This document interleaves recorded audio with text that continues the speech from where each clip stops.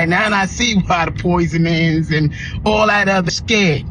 And you have every reason to be scared. And you have every reason to be scared. Because Floyd got way more power than Zepeda, way more skill than Zepeda, way more angles than Zepeda, way better defense than Zepeda. I can see why you're scared, Buttercups. I can see why you're scared. Let's run it next. We both got our tune-up. We ready now. We ready now. But Shakur, he never beat nobody. Shakur, why would my son be scared? You ain't never knocked nobody out. Zepeda, he ate all your punches. Ha ha ha. We back.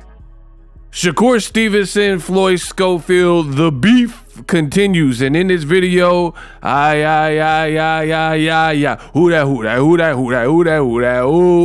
Your boy Ego, aka who. I'm about to break it down, so stay tuned. We should have a good show. Now first, I got a public service announcement. A lot of you guys that leave comments are great, but there are a few bums that I gotta pack up. First of all, this is called YouTube. This is this is MeTube. It ain't even YouTube no more. It's MeTube, EgoTube. I'm Michael Jackson, you Tito. If you don't like my videos, you don't have to be here. I could really care less. I'm about to get paid on the 21st, and that paycheck is gonna be oh so fat. So I really don't care. So you might as well save it, because it's funny. I see people, they leave negative comments and then they leave it on every video, sometimes 10 comments on a video. Could care less. I'm out at the beach or something. So when I made my video about Shakur Stevenson, I meant every word. I don't take back anything I said. And if you don't like it, scram. I don't care. Shakur Stevenson, he looked good in spots, great in spots even. But there were also things he was doing in the Zepeda fight that is not sustainable. And that's exactly what I said in my video. If you don't like, oh, Ego, you're hating. If you think I'm a hater, don't watch me. That's it. Period. But I'm not changing anything I said. And if you leave me a comment that doesn't tell me the error of my ways, it's going to do nothing. You guys typing paragraphs, you wasting your time. I control your emotions. It's going to do nothing. The only way is if you can show me the error of my ways and present a better argument, period. Which I know you can't do because you don't know about boxing. Thank you. Now back to our regularly scheduled program. So everything I said about Shakur Zepeda, I meant. He looked very flashy and great in spots, and I like what he did when he started calming down. When he was trying to fight this whole Tom and Jerry, anti-Tom and Jerry style earlier, some of the moments were good, but then he also started getting tagged, or even the perception of not being in control. I don't like that for Shakur Stevenson. If you do, that's great for you. I don't care. That's no different than if you like cabbage pizza with anchovies. What the does that got to do with me? I don't want to eat that. If that's your favorite pizza, have at it. Merry Christmas. You see what I'm saying? So I like what I like. Get off my... That is not Shakur Stevenson. That is not authentic. And if I'm lying, I'm flying. Why would Shakur say, oh, I plan to go back to boxing? I was just showing y'all I could do that. Why not keep doing it? If you had a performance that you loved, why are you saying you took more punishment than needed? Why are you saying you're going to go back to boxing? Because you're fighting and you realize that you got touched more than you probably wanted to. And that's not how you fight. And it would not be advisable to fight Abdullah Masons and Schofields and Tanks like that. Point blank, period. So that's another reason why the haters and the naysayers leaving comments like, oh, Ego, you hating. That it bounces off of me because I know you don't know what you're talking about and you're an emotional man fan, right? You're a man fan, so you want me to have an unrealistic breakdown, which I'm not doing on my channel, right? if what I'm saying is so far from the truth and I'm just a hater, then why won't Shakur continue to fight how he fought Zepeda? Because it was entertaining. Nobody's complaining and saying that, oh, I was bored throughout the fight like they did some of his other fights, because he knows his brittle hands will not hold up to that. His style is not made for that. And against other opposition, it wouldn't be beneficial or give him the best fighting chance to win by doing all that. That's what it is. Because if not, then keep fighting like that by all means and prove me wrong, period. But he knows that's not how he really fights. And he was trying to do something different, and you did it, but you got away with it because it was William Zepeda. Listen, the reason I could talk this talk is because what I say before the fight matches what I'm saying after the fight, unless I get proven wrong, which is very rare. I am the best in the business, and it's not even close, right? Everything I said about William Zepeda before the fight matches what I'm saying now.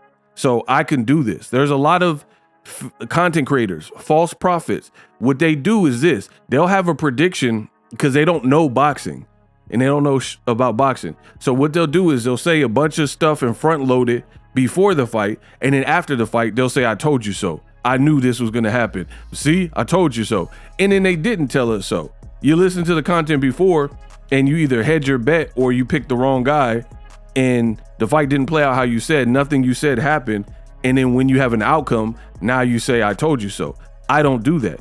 The same thing I said about William Zepeda, I said he should have lost to Tevin Farmer at least once. I said he was kind of exposed by Tevin Farmer. And then Tevin Farmer said there wasn't proper testing.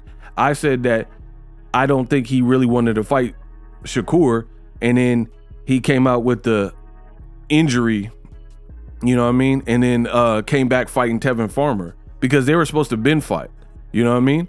And I said all these things before. So Zepeda, I'm not saying anything different now than what I was saying before. And that's what makes what I say so potent. So Shakur, he's like, oh, you got to give me credit. I did my thing with Zepeda. He was so tough.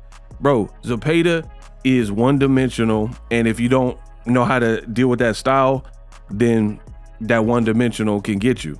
But that's it. He hadn't proven anything. Like, he wasn't like this big world beater, you know? And he's not like the most skillful guy. He looked kind of sloppy and off balance, rushing in, flooding in, and falling in with his punches. He just, again, he's gritty, he's durable, he wants it, and he throws a lot. That's pretty much it. And he got a little bit of pop, but not like tank power. That's it. So he can get you with attrition if you just aren't accustomed to fighting at a pace and you can't keep him off you or something like that. Shakur did well as the fight progressed, in my opinion. But now, let's talk about Floyd Schofield. I know I've been talking about this. I just got so much to say. So if you like this style of content where you get real boxing, you don't get fed a bunch of lies, come to Death Row East. Come to Boxing Ego, right? Schofield keeps calling out Shakur. In my opinion, that is the best fight. I don't even want to see Shakur tank. I really don't. The best fight that could be made for Shakur next, for me, is Schofield. Zepeda was a nice little start, but to me, that was an appetizer. Zepeda, I never rated him as like super problematic. If you listen to my before the fight commentary, I told you, I said his best chance of beating Shakur is if Shakur break his hands because he has brittle hands and then Shakur can't keep him off him. That's literally what I said. And I said, I got to pick Shakur to win. I want Shakur to win. And I can't really do a fight prediction contingent on somebody picking up an injury. That's not how I operate. I said these things. So that doesn't show that I have high levels of confidence for Zepeda if I'm saying pretty much he has a puncher's chance, or Shakur being compromised and injured like he has maybe in this Padley fight is his best shot of winning, is if Shakur gets injured. Because that doesn't really mean you're really better than a person if they got to get hurt for you to beat them. So Floyd Schofield, I like the adjustments he made from the Euron fight to the Tevin Farmer fight. They have bad blood. You know, whatever they say, Auntie Schofield or whatever is talking greasy. Floyd Schofield be talking a little bit, you know. He's in shape. It's two black American fighters. And I have to emphasize black American fighters. Some people get so mad when I say black. That's what they are. They black. And I'm gonna keep saying black and y'all not gonna do nothing about it, bro. People get mad. Oh, why you make it about race? I'm telling you that I want to see these two black fighters. I can say black when they black, period. Because Shakur, he's already shown that if you're slower thinking, slower ring IQ, not really athletic, clumsy feet, slow feet, that's probably not a great style matchup for you. Just like most kind of pure boxers, right? And we've seen it with kind of like the Oscar Valdez fight. If you come forward at Shakur senselessly and you come forward like, you know, just on some brawler stuff, which is every bit of like Valdez off the fentanyl and William Zepeda, like he's too quick-witted for that. You know what I mean? And he manages distance. But Schofield, he has faster feet and he has pop and power and athleticism, and he's a black American fighter with kind of a boxer puncher, black American style. He switch hits a little bit. So for me, that is a more compelling matchup. Like it's like Floyd Mayweather versus Robert Guerrero versus Zab Judah versus Floyd. Anytime you have two like black American fight styles, one has maybe more power or a little bit more speed, but they both have some of the same attributes. I like that matchup. It's usually like Errol Spence and Sean Porter, where they had good American styles to rival each other. You know, I really like that matchup. And this newfound, more aggressive Shakur, I don't think that's sustainable, me personally, but I liked elements of what he was doing. And then I think versus a Schofield, people keep like talking about what happened in Saudi. That's over. That happened. Deal with it. You know what I mean? But people are like, oh man, Schofield had his chance. What does that have to do with anything, bro? Like, what are we really talking about? How many fights have a person had a chance and then later on the fight represented itself? You know what I mean? Do you guys watch boxing for real? I really want to know that.